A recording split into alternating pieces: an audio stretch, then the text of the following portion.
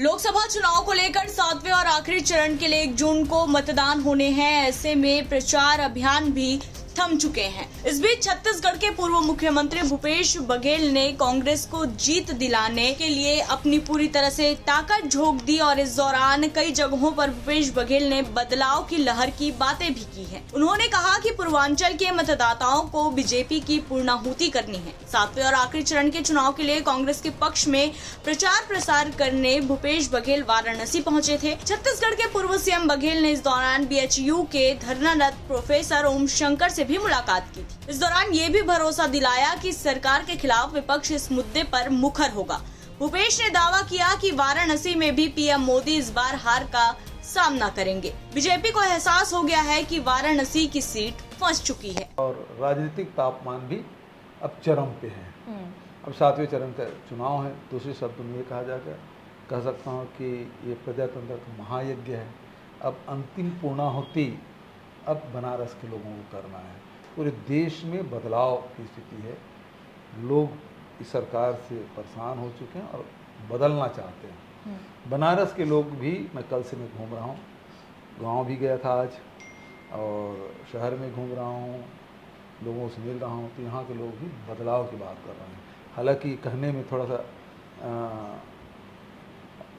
अतिशयोक्ति लगता है कि प्रधानमंत्री क्षेत्र है, लेकिन जो मैं तो जब आया तो ये सोच रहा था कि भाई अंतर की बात होगी, कितने अंतर से जीत रहे हैं प्रधानमंत्री। लेकिन जब यहाँ आया, एयरपोर्ट पर उतरा, लोगों से बात की और आज दिन भर से बात कर रहा हूँ, यहाँ के लोग तो दूसरे मूड के दिखे।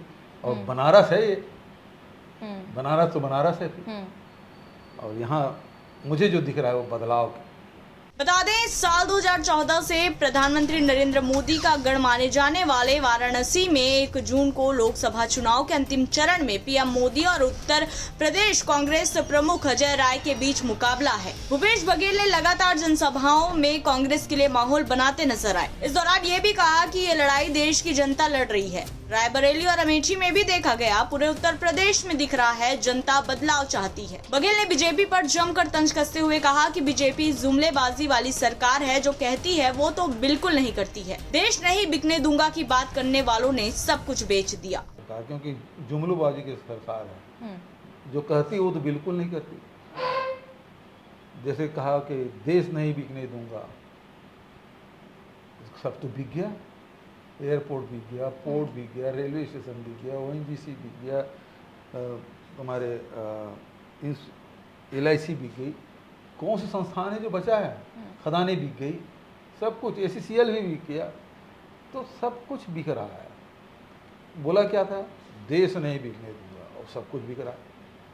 और खाऊंगा ना खाने दूंगा। तो जो एक भी भ्रष्टाचारी को नहीं छोड़ूंगा, तो लोग यही समझ रहे थे भ्रष्टाचारियों के खिलाफ कार्रवाई करेंगे। लेकिन हुआ ये कि जितने भ्रष्टाचारी हैं, पहले आरोप लगाए भाजपा के लोग, उसके बाद जब भाजपा में शामिल हो गए तो बिल्कुल मोदी वाशिंग पाउडर में धुल के बिल्कुल चकाचक हो गए। करीब 2 महीने से चल रहे लोकसभा चुनाव का काउंटडाउन अब खत्म होने को है। ऐसे में बीजेपी और कांग्रेस दोनों ही प्रमुख राजनीतिक दलों ने आरोप प्रत्यारोप में कोई कमी नहीं की। यही वजह है कि छत्तीसगढ़ के तीनों चरणों के चुनाव में तमाम जन सामान्य के मुद्दों पर तीखे आरोप भारी पड़ते नजर आए। पूर्व मुख्यमंत्री भूपेश बघेल खुद ही राजनांदगांव लोकसभा से भले ही चुनाव लड़े, लेकिन कांग्रेस के राष्ट्रीय राजनीति में उनकी दखल देखने को मिली। ऐसे में देखना दिलचस्प होगा कि आने वाले नतीजों के साथ ही किन दिग्गजों के भविष्य पर विराम लगेगा। ब्यूरो रिपोर्ट, छत्तीसगढ़ तक।